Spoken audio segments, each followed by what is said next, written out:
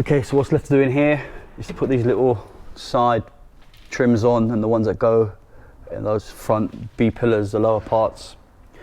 So I've got a few to select from. Here on the bench, got 3 pairs. Try and pick the best one. It's the least scuffed, that one's quite scuffed. So that's a no. This one looks really good actually. What's the inside like? Yep, it's good as well. It's not broken. No, this one's too scuffed. So that's a no as well. And then the other side. No, that looks quite bad as well. Yeah, it's quite scuffed on here. As you can see, it's quite scuffed along there. So that's definitely a no for that one. Okay, winner, chicken dinner. Okay, so we've got a pair. So now I need these little clips. I've got a box of OEM clips and stuff. Oh, these are the ones. So I need one of those. That's what I need.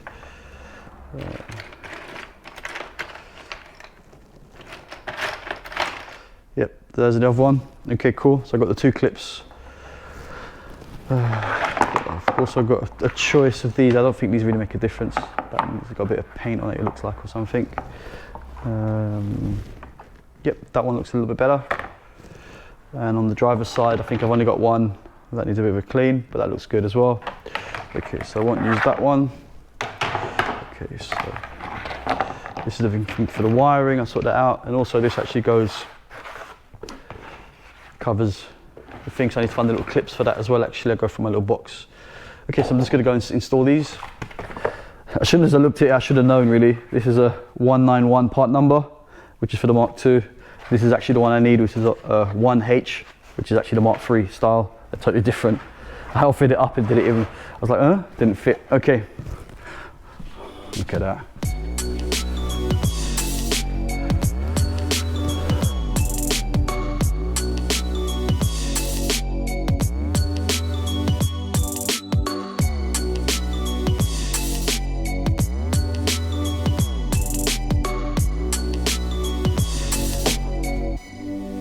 All nicely fitted, the little clips and stuff. Also on the rear, don't know if you can see that, probably too dark.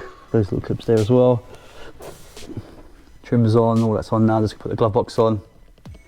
It's starting to look more and more complete now. So yeah, just going to screw this glove box in. And that's the passenger side. Literally almost done then.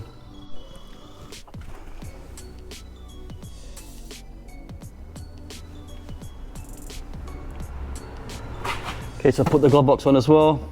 I mean, something you don't see me doing on the videos because I cut it out, but I do literally screw all the screws in. I've got all like trays and trays of original VW screws of all types. So anyway, this covers what the interior looks like now, which is 70% done maybe.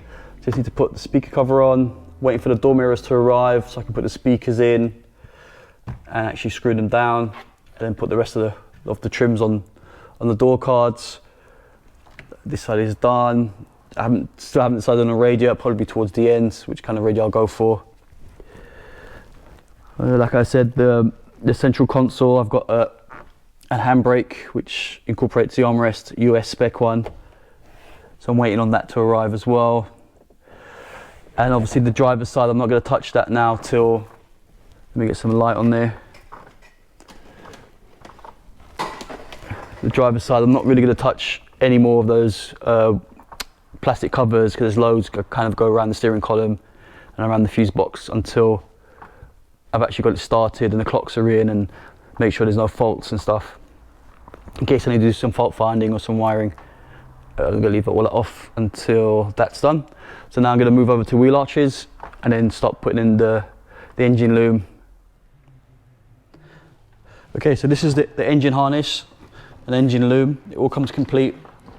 This is off a later car, which matches the engine. It came with the engine actually, which has kind of incorporates the engine and the light loom all together, so it does make life a lot easier. The loom's actually in really good condition. Just a few kind of, the tape starts to unwind itself over time, getting old and stuff, so I just kind of remove all the old insulation tape and I put the new insulation tape on. Luckily there's only one plug that was damaged, and it's this one from the fan. This goes on the radiator, it's the fan switch. Someone just hot glued this on. Looks like that's what they call a repair. So luckily I have a spare, so I'm just going to solder that on, or I'm going to de-pin this one if I can, or let me see how bad it is. If not, these wires don't look in good condition actually, they're pretty split. So yeah, I'll probably just actually cut it back and solder a new plug on with new wires. That looks a lot better, right? Just needs a bit of a clean, needs to clean this plug up. But apart from that, it's good to go. Now I've just got to feed this rat's nest through that hole in the bulkhead.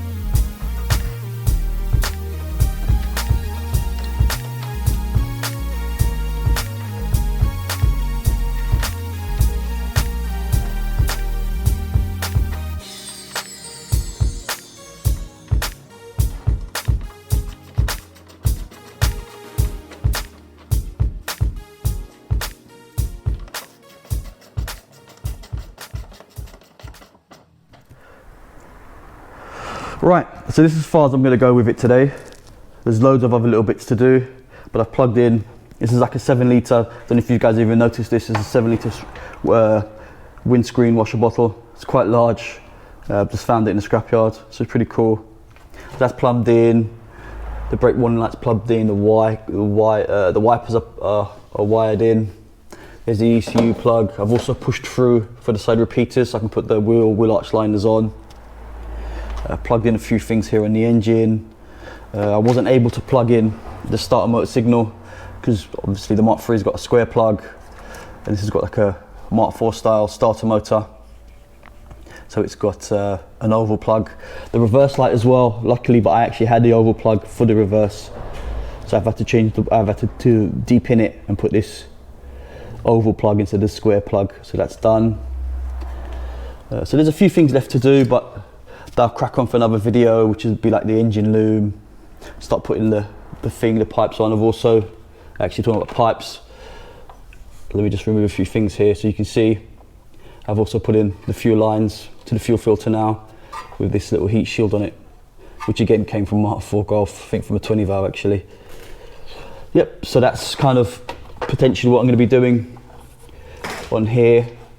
That's actually a 150 adapter that goes to 63mm90, so I'm starting to look at also what I need to make an intake with the airbox. The airbox is also going to be modified. It's going to have a different top box with a larger volume, and modify the lower box, the lower half slightly as well. So yeah, it's looking really good.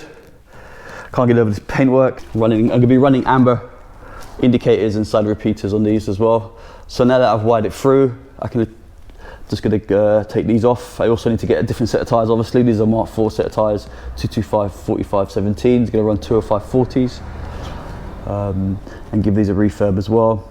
I've got some new badges for them. So I'm really happy how these came out. They almost look box fresh, don't they? Really, really cool. So yep, so I'm just going to fit these on now. These are actually a new set of wings.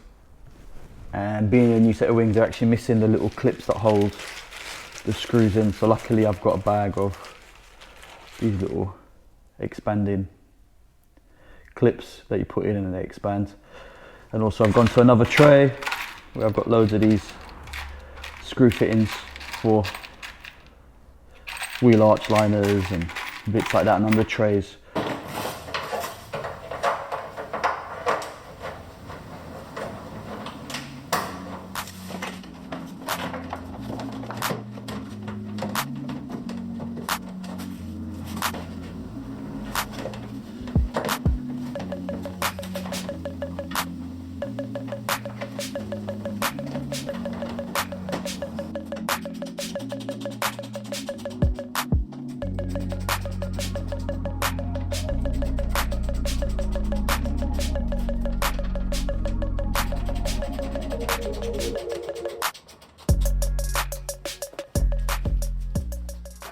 So we've come to the end of another video, guys.